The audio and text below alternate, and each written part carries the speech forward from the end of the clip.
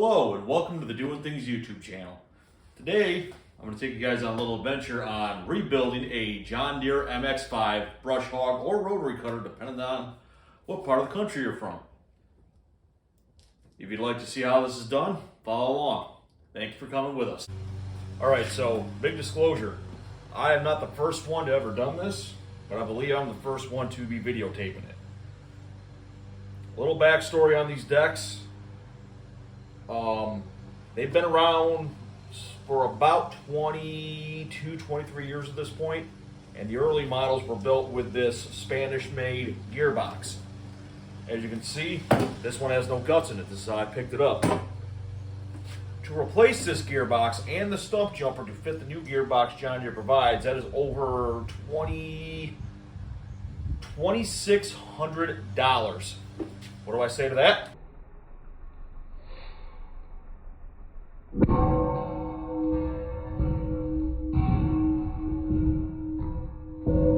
The hell with that. If you go back about 2014 on the internet and type in John Deere MX5 solution, this guy pops up. It is a Comer gearbox LF227J. A lot of guys have had issues trying to find this. Well, I have. Let me show you. Comer LF227J gearbox to retrofit onto your John Deere MX5 with some work. A Land Pride Batwing mower. There's the sticker that came in the box. There's the paperwork. As you can see, Land Pride. I ordered it through German Bliss Equipment out of Princeville, Illinois. And to show you, the tag is, and roll you upside down, there's the tag for it, LF227J, Comer. So it is available here in the United States. You just have to go through Land Pride. I found it by typing in what companies use the Comer LF227J gearbox, and this magically popped up. You can either go through Messick's or German Bliss Equipment. I found the German Bliss Equipment was about $2 more expensive, about half the shipping cost. And I had it at my house within 4 days. So I can't complain. As you can see, if you look at the John Deere gearbox, this diameter right here is the same. It fits into that deck just fine, and I'll show you later. The spline count here, 20 count spline, is the same. The only problem is this right here, where the old John Deere gearbox came through, was flush with a bolt here through the center.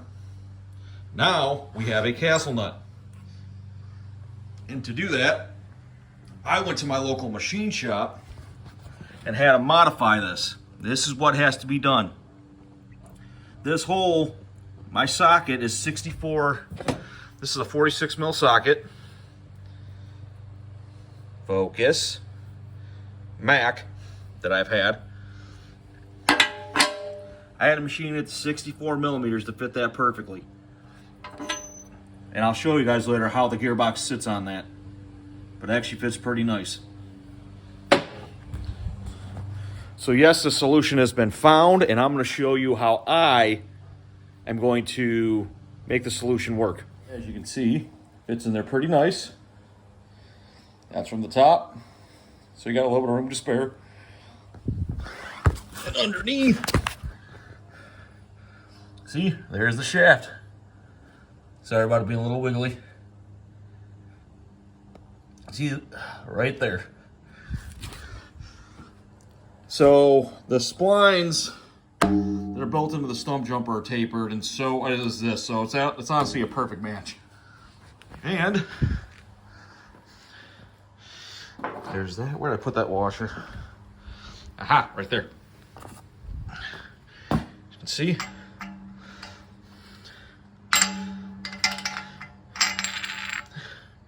Washer fits in there.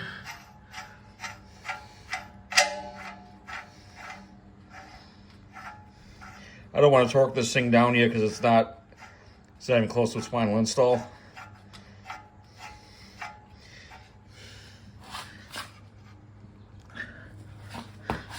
But honestly, that right there is bottomed out by hand, and as you can see, the hole for the cotter key lines right up. And that's about a thread or so sticks out through the top. So I think it's gonna work out quite well, actually. All right, we're underneath of it now. And I have the top of the gearbox rotated about 30 degrees as described in the original post on Tractor by Net. And the holes, 4 of the holes line up when you tilt it, either this way or this way. But the gentleman in that original post stated that he cut the welds right here, going all the way around, and rotated this whole bowl, which this is a bowl. It's tapered inward like this, or like this, not this, this. So, and he rotated it 30 degrees, and the reason being is if you start drilling here, here, here, you know, all 6 new holes in it, this thing's gonna look like Swiss cheese and probably take away a lot of the strength. So, yep, I got my welder over there underneath the cover. But also another reason why I want to cut this one out is because if you look on the specific deck, there's a crack going from about here, maybe over here, but definitely from here, little chunk missing right there, all the way to about there. So all of this needs to get cut out anyways. So I'm just going to continue all the way around, remove this, clean off all the weld, rotate it to the proper length, clamp everything together, and put a nice new bead all the way around. So this, all I have to do is drill 2 new holes here and here, essentially, and it'll line up. So drill 2 holes instead of 1, or 2 holes instead of 6. Not too shabby. As you can see, it sits pretty flush on top of the deck. Well, this is what I was talking about, the 30 degrees being off roughly. Maybe even 25. Now, if you take this and put that's not perfectly straight. But if you look, none of the holes up on top line up. Take my word on it for the other side. But if you rotate it, the 4 holes do now line up. So, get out some grinders, start chopping.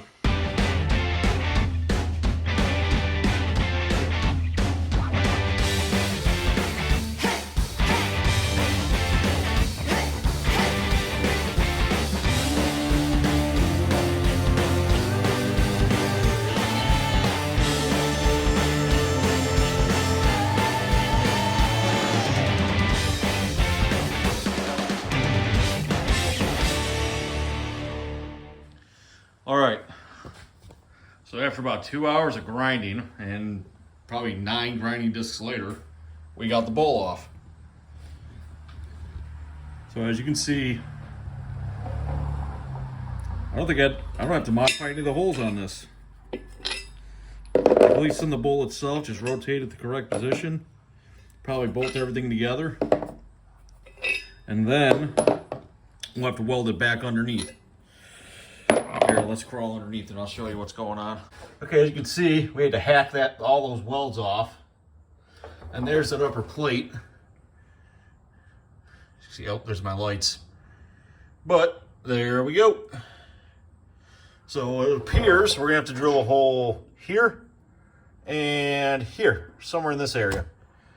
And that's gonna be it. And then fire up the MIG welder and go back to town on all of this.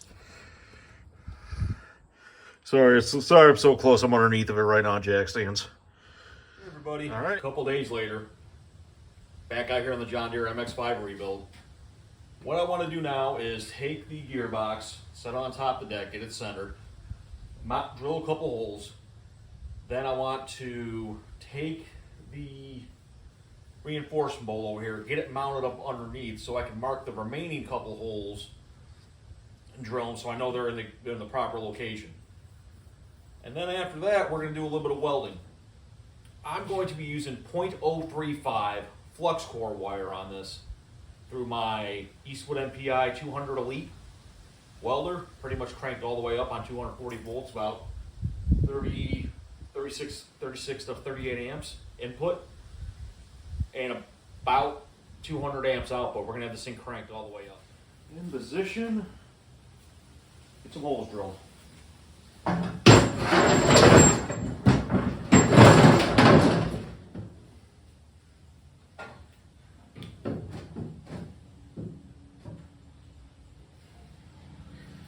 Alright, you can use any which way you want to mount this in position, but let's see, let's get this thing somewhat squared.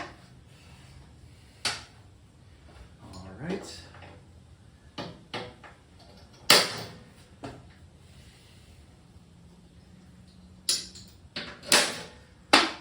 Alright.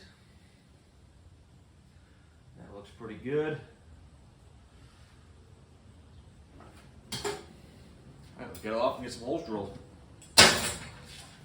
Alright, what I'm using to drill these holes are this, let's see, I'll get this in video for you. FSYMX. I got this off of Amazon. It is a 20 millimeter. It's actually a drill spot weld cutter, but it'll drill a nice hole. All right, so I've already drilled a pilot hole, so I'm centered.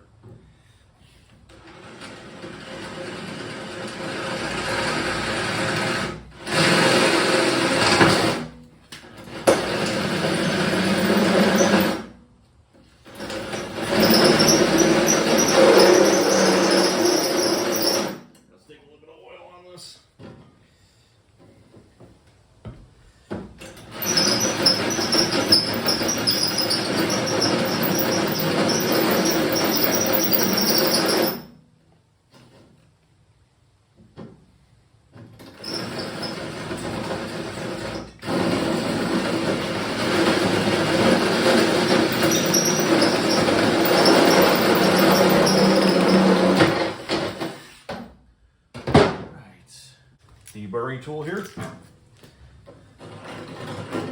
There's no sharp edges.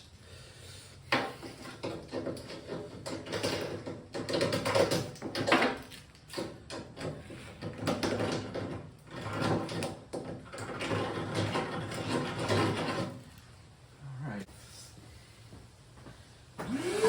Vacuum here, some shavings.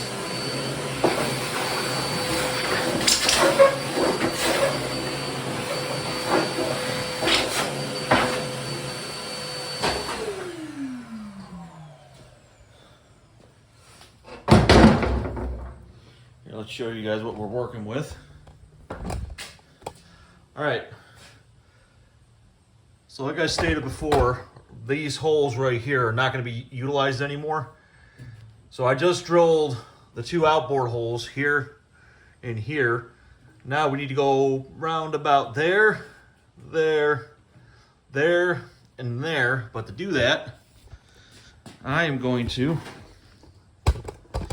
let's see, let's get you set up in a decent spot.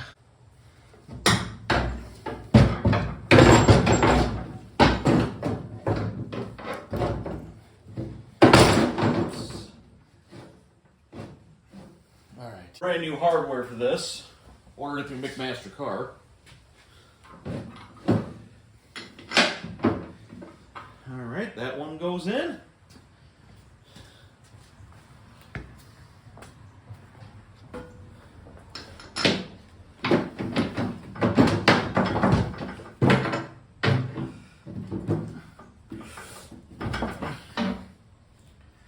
It's gonna be tight. There we go. All right.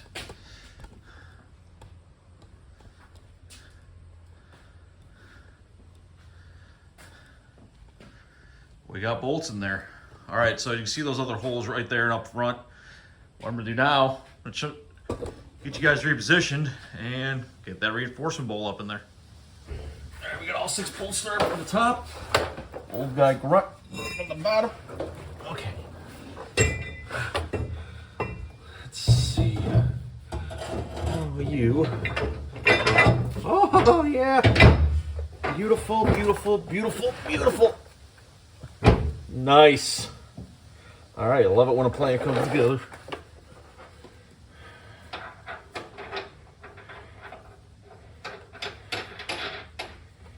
There's that one.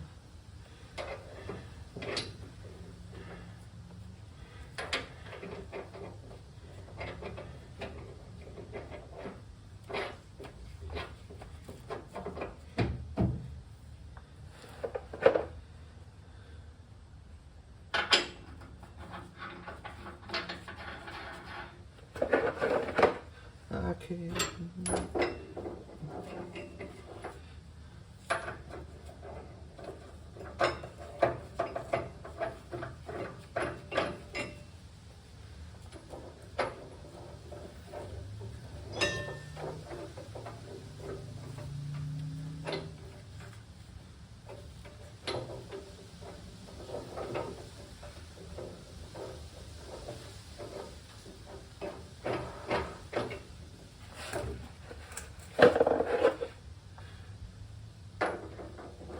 I'm going to use this weld right here, the original weld, just kind of help bridge the gap a little bit.